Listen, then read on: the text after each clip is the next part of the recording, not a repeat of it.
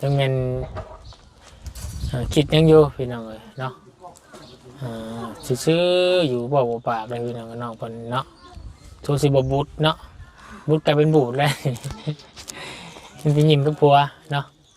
น้องมีความรู้สึกจังได๋แน่ที่ทีมงานเข้ามาเฮ็ดเทือนให้มีแบบไรเนี่ยดีใจบ่ดีใจแบบบ่คิดบ่ฝันหยังสิบ่หรือว่าจังได๋โดยบ่คิดว่าฟันเลยว่าในจุดนี้สิได้เพียง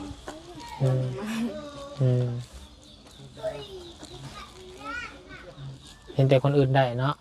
โดยทางทีมงานมาเยี่ยมมายามกับ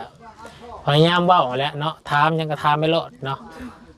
เพิ่นบ่ต้องอายพี่น้องเอ้ยเนาะเอาความอายน่ะมันถิ่มไปซะเนาะวุ้นสิแนะนำน้องบุตรเพิ่นพี่น้องเอ้ยเนาะให้มีการเว้ากันว่ามีการ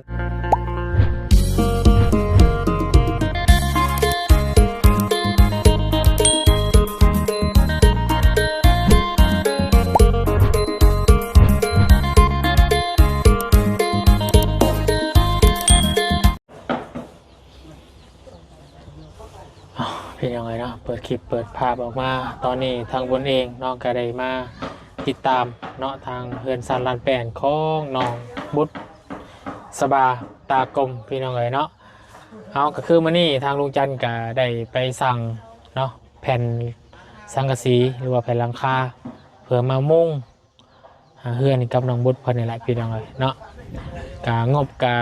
เบิดแล้วพี่น้องเอ๋ยเนาะเหลือแต่ค่าสร้างอะไรพี่น้องเอ๋ยเนาะส่วนเรื่องค่าสร้างกะหลังจากมุ่งไปกะถ้าว่ายังมีงบประมาณเพิ่มเข้ามาในการซอยเรือทั้งน้องเพิ่นเนาะก็คือแผ่นไม้ชลาเนาะยังขาดตอนนี้แผ่นไม้ชลาลูกติ้งกับบุมีพี่น้องเลยเนาะที่งบที่ทางลุงจันทร์ไปซื้อตอนนี้กับแผ่น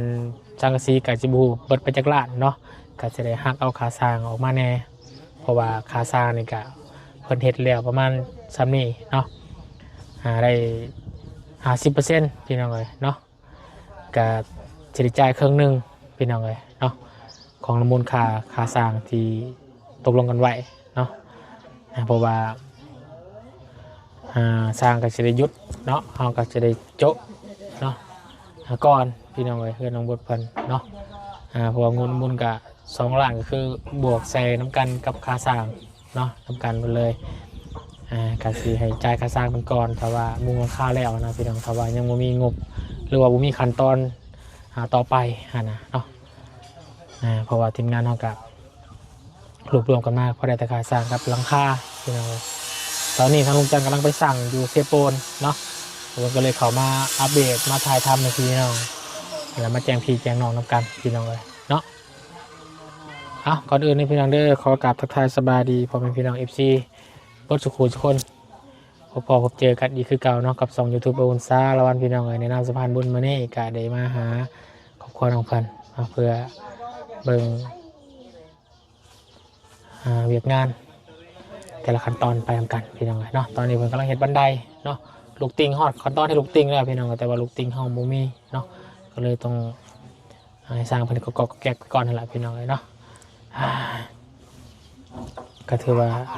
ก็จะยากอยู่เพราะว่าขาดงบเนาะงบเพียงพอพี่น้องเลย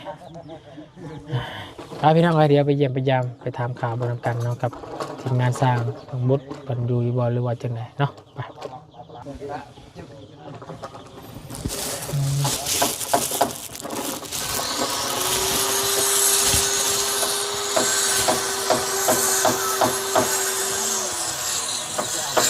สวัสดี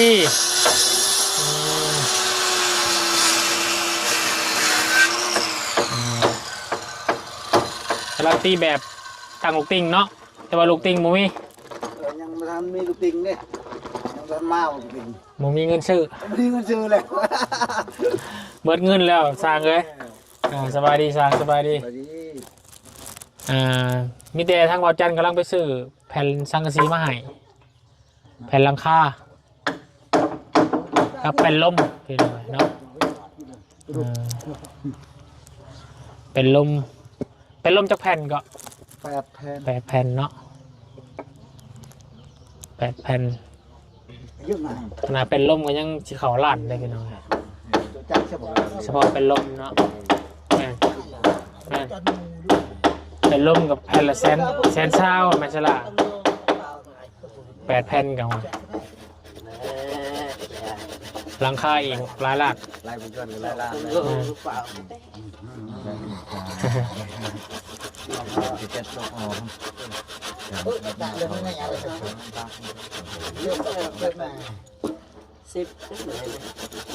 เดี๋ยวเหตุขั้นตอนนี่ถ้าว่ายังบ่มีงบเพิ่มมากอะสิได้สร้างหยุดก่อนแล้วก็จ่ายครึ่งหนึงก่อนเนาะแน่นั้นแหล้วเนาะ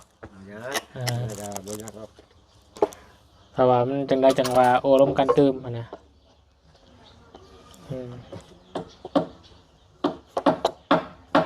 มุงเข้าไปเนี่ยก็จะ60%แล้วแต่มุงไปเนาะ70%แล้วแต่มุงแล้วเนาะอายเนาะเพื่อนนี่อยากแล้ว60% 70%ก็คือประกอบแล้วลุงอ่ะประกอบแล้วยาการรวมใหม่ เรากำลังแต่งบอลในจับลูกติงนักไปถ่ายพี่น้องคือไปถ่ายตามประตูก็ยังไม่มีเนาะมีมาแต่วงกบเหมือนรุ่นบาดปลาแกมา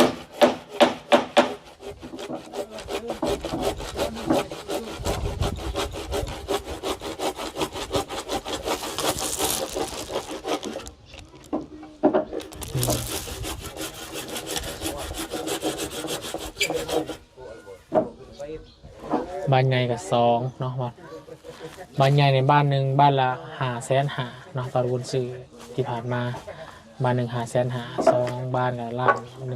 100,000ส่วนบ้านหน้าต่างนี่กะไรคูหนึ่ง500,000เนาะก็250,000คูหนึ่ง500,000 50 15 20 2ล้าน5เนาะ2ล้าน5 3ล้าน6นะไล่3ล้าน6บาทประตูไล่ต่ำๆไปได้ไม่เกินนะตัวของเสียจะขึ้นบอลราคาเนาะ3ล้าน6กระตกอยู่ประมาณ5,000ไปหาประมาณ6,000เป็นยังไง3ล้าน6ประมาณ6,000 บาทแต่ก็ยังไม่มีงบที่ซอยน้องพันเป็นยังไงเนาะแต่ไม่มีกระถิ่งงานก็จะโจ๊ะแต่มุงหลังคาไว้ก่อนเนาะคดีการพี่น้องในหลังคาเนาะเขายังมาแต่ก็จะบังแดดบังฝนเนาะขึ้นไปนอนหาถ่าอะไรอยู่พี่น้องนะมีหลังคามุงเลย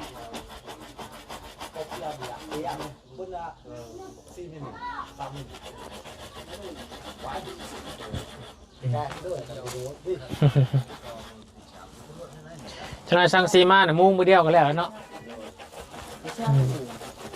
มุงมือเดียว2 มือแม่นแล้วครับ2 มือ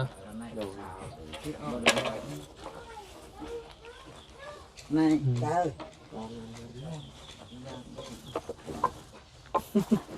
ดูดเด็ด ทรงเดียวกันพี่น้องกับเฮือนน้องทายดอกไม้พี่น้องเนาะแบบเดียวกันรูปทรงเดียวกันมุงแล้วขึ้นไปนอนก็ได้นะพอเนาะแล้วก็จะนอน เมื่อนบ่แล้วง่ายเด้ค่ะคอยไปเนาะลูกสาวทั้งนั้นลูกสาวลูกสาวอยู่พุ่น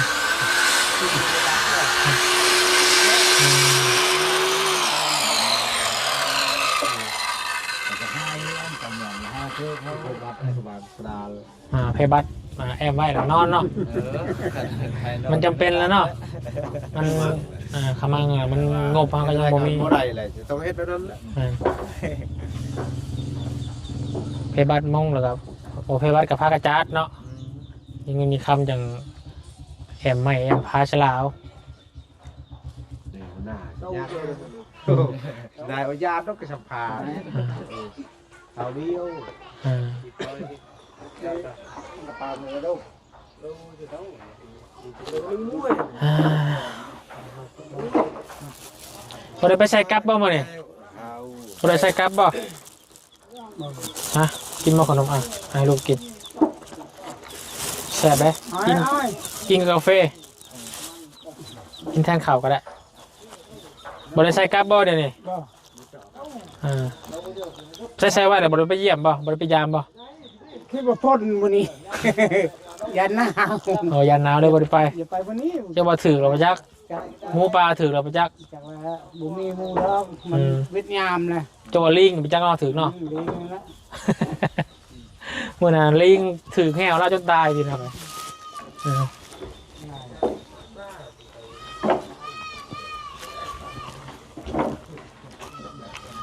จะได้นั่งบดนั่งเสาอยู่บ้านนี่เนาะคิดอุกคิดอ่างยังเด้บ่ได้คิดอ่างคิดอุกยังบ่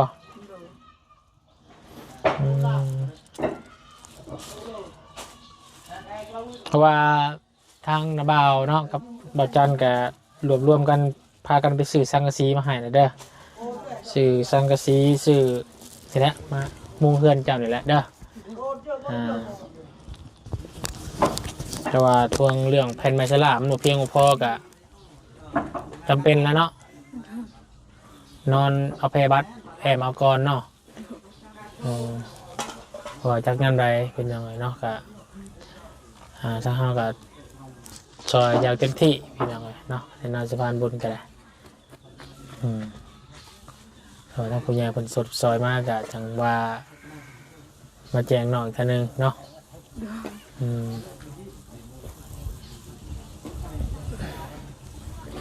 ยังเป็นนอนเฮือนน้องบุน้องหัวว่ามันนี่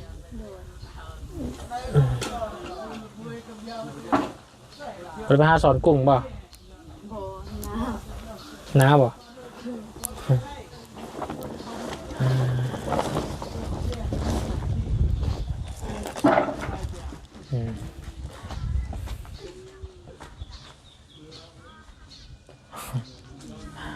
ลูกสาวกะนอกเป็นในผู้หลาเนาะเก่งกูอ้าเอื้อยพระจักบอกเนาะเอื้อยนี่ซื้ออยู่พี่น้องเลยเนาะจังแม่นคิดยังอยู่พี่น้องเลยเนาะซื้ออยู่บอกว่าปากเลยพี่น้องน้องคนเนาะโทรสิบบุตรเนาะบุตรกลายเป็นบูดเลย มันเป็นยิ้มกับผัวเนาะน้องมีความรู้สึกจังไดเนี่ยที่ทีมงานเขามาเฮ็ดเทือนให้มีเป็นไงดีใจบ่ ดีใจ แบบบ่คิดบ่ฟันยังสิบ่หรือว่าจังได๋ โดยบ่คิดว่าฟันเลยว่ามันมีจุดนี้สิได้เพียง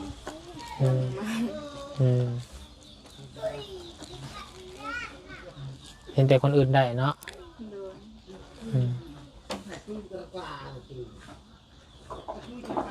เป็นคนอยากนักปากแน่พี่อย่างบดเปิดนี่เนาะผมมักเว้าผมมักปากเนาะกะเทียนเอาแล้วน้องเอ้ยเนาะเสือไปบ้านเพิ่นเมืองไกลบางไปหาที่เฮ็ดเวียกเฮ็ดงานยังก็ต้องเว้าพยายามเว้าพยายามว่าเนาะคือพี่น้องทางทีมงานมาเยี่ยมมายามกะพยายามเว้าแหละเนาะถามยังก็ถามไม่ลดเนาะเพิ่นบ่ต้องอายพี่น้องเอ้ยเนาะเอาความอายน่ะมันถิ่มไปซะเนาะวุ้นสีแนะนำน้องบุตรเพิ่นพี่น้องเนาะให้มีการบอกกันว่ามีการถักการทายเนาะว่าทีมงานเขามาว่าหัวไพ่กระตามว่าน้องไปอยู่บนใดเนาะให้มีการบอกกันว่าเนาะมีความรู้สึกยังว่าออกมาโลดผมมักไปใบมักไปได้ก็ว่าโลดนะอยากว่ายังว่ามาโลดเดี๋ยวอยากขอบุญแทนคุณหรืออยากมีความรู้สึกจังใดจากเพิ่นได้เฮ็ดได้เฮือนซ่านให้นะแล้วก็ว่ามาโลดบ่ต้องอายให้แนะนำอันนี้มันบ่แม่นดีจากหยังหรอกดีจากตัวข้างนอกเนาะความดีเพิ่นสิแนมเห็นเนาะดูว่าไปเฮ็ดเวียกเฮ็ดงานอยู่ไสคือกันให้เว้าให้ว่าเนาะคือบอกกับหมู่คู่คือเว้าเก่งแท้ซะ มีบ่ต้องเกรงใจบ่ต้องอะไรหรอกเว้า ถ้ามีความเกรงใจกับว่าบ่มีความเกรงใจกับให้มีความรู้สึกให้ปล่อยมากนะดีกว่าเขาบอกอึดอัดไว้มันอึดอัดเนาะ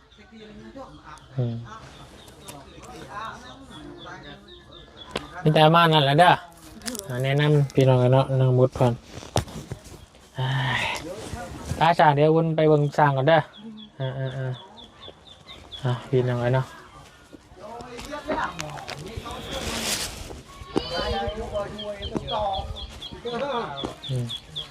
สร้างกับเห็ดของงอมแง้มถ่ายอยู่พี่น้องกันเนาะกองหลังคากับจังหน่อยมากทำจันกำลังไปสั่งเนาะ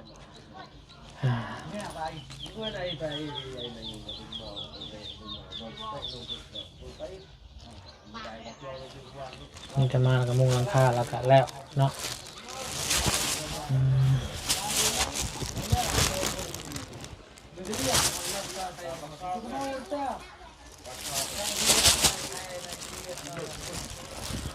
ใหม่พอดีเนาะเรือยังเลยคืออย่างไรเนาะพอดีเป๊ะ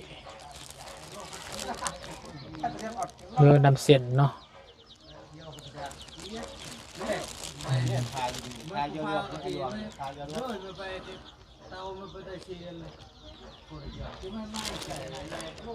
คลิปนี้กับผมมียังไงพี่น้องเนาะประมาณนี้แหละเด้อพี่น้องเดินน้องให้พี่ให้น้องไปชมเนาะเรื่องน้องบดพี่น้องเนาะเพราะว่าผมมีบุกเข้ามาทีมงานกัดเสด็จให้สร้างคนโจ้ก่อนพี่น้องเนาะว่าเอาสิเฮ็ดไปเขามีงบประมาณเขามาเนาะผมมีงบประมาณเฮ็ดเพื่อนพี่น้องสบายอยู่เอื้อนน้องบดเพิ่นไก่ทางเซ่พี่น้องเนาะทานจะเอื้อนน้องครัวยางออกมานี่ก็แม่นในรถพี่น้องน้ำขึ้นมาใส่หรือว่ามาล้างถ้วยล้างบวงก็ลงมานี่ก็ได้พี่น้องอยู่เซนะคนที่รีวิวถ่ายภาพบรรยากาศพี่น้องจะหับได้ชมนำการพี่น้องมานี่แล้วเหมือนอากาศดีแห้งพี่น้องเลยอากาศดีอากาศเย็นลงน้ำหนาวหมดแล้วพี่น้องเลยเนาะนี่ลงมาพี่แห้งหนาวพี่น้องเลย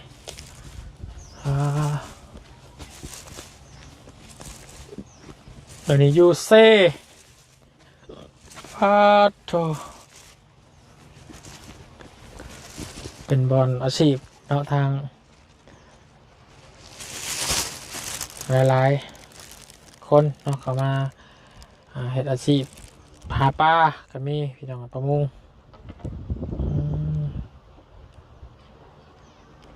เรื่องน้ำหมายว่าได้พี่น้องเช่นจะจอยละ